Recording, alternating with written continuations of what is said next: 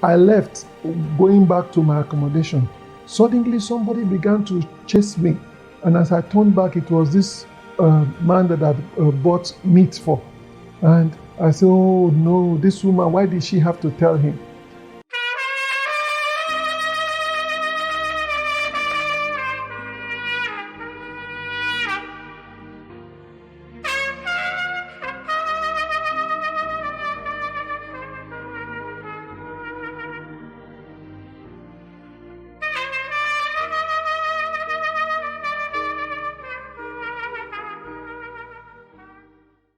Welcome back, viewers.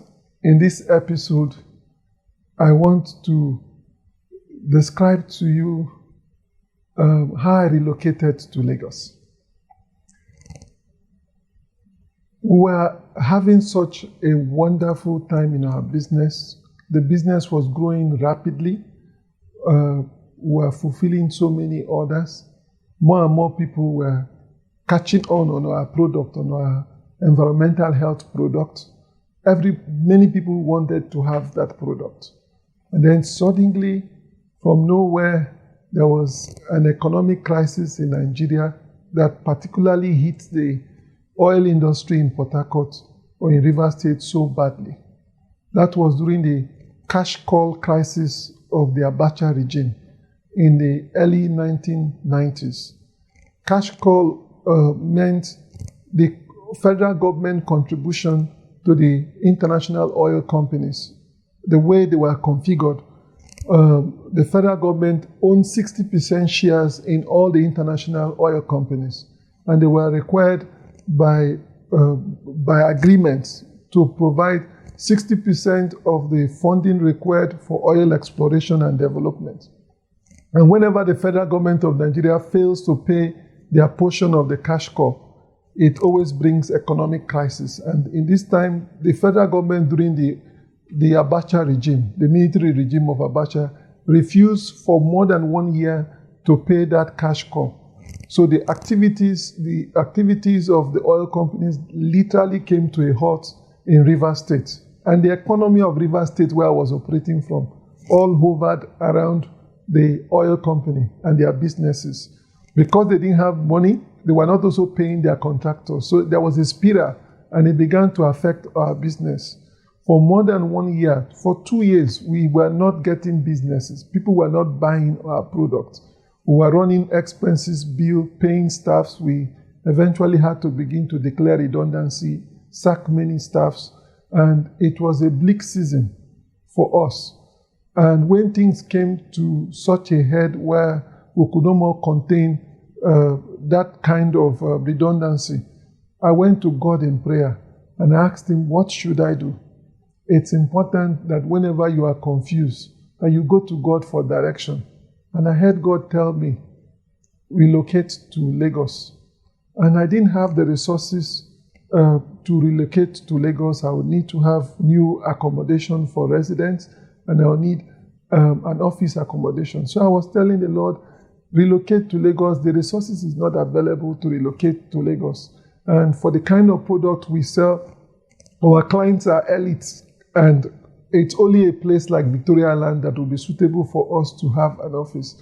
And God said, is his hands wax short, that if he asks me to relocate to Lagos, that he cannot provide me a suitable accommodation, both for residents and for office. And I quickly said in my heart, yes, Lord, I will relocate to Lagos. So I told my staff that we were relocating to Lagos. I sacked 90% of my staff, and I only went with 3 people to Lagos.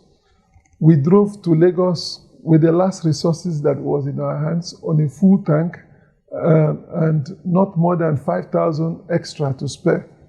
On getting into Lagos, we entered into the Redeem camp to wait on God for the next instruction. And while I was at the Redeem camp praying and asking God for instruction, the Holy Spirit said, go to the restaurant right now. So I went to the restaurant at the instruction of the Holy Spirit. And as I was sitting in the restaurant, waiting for instruction, I ordered my meal. I saw a man with bushy hair, unkempt, come into the restaurant. And he ordered for his meal, but without. For those who may not understand what without means he ordered for his swallow without any pieces of meat. So the Holy Spirit said, ask the restaurant woman to put meat on his plate and that you are going to pay. So I gave that instruction and I told her, please don't tell him who paid for this, that somebody has paid, that God did it, so that he will not come after me. I left, going back to my accommodation. Suddenly somebody began to chase me. And as I turned back, it was this man that had bought meat for. And I said, oh no, this woman, why did she have to tell him? He caught up with me and said, thank you. I said, no. Thank God. It was God that instructed me to do this. You don't need to thank me. And then he asked me, what brought you here? And I was saying in my mind, what is his business? What brought me here? And he said, please tell me that there's a reason. So the Holy Spirit said, tell him. And I told him I came to seek for direction from God, that we are relocating into Lagos. We need an accommodation for office and we need an accommodation for residence. And he just began to thank God. He said, that's why God sent me to you. I looked at him again, somebody that could not buy pieces of meat for, he was ordering without. How could he possibly help me get an office?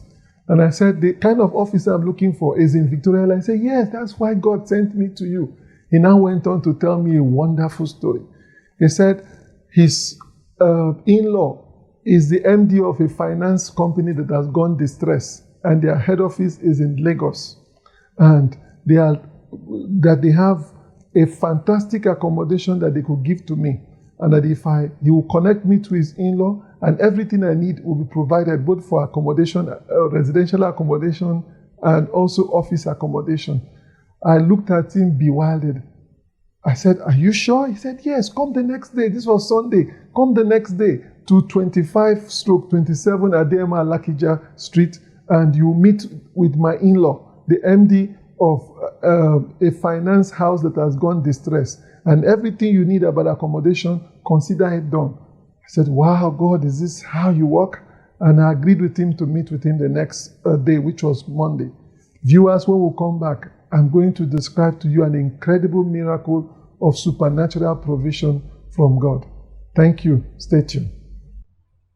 Ladies and gentlemen, several videos back, I told you that if you embark on a journey with Jesus, it's going to be an adventure of exciting proportions. Are you listening to the moves of God in the life of Buma Anga?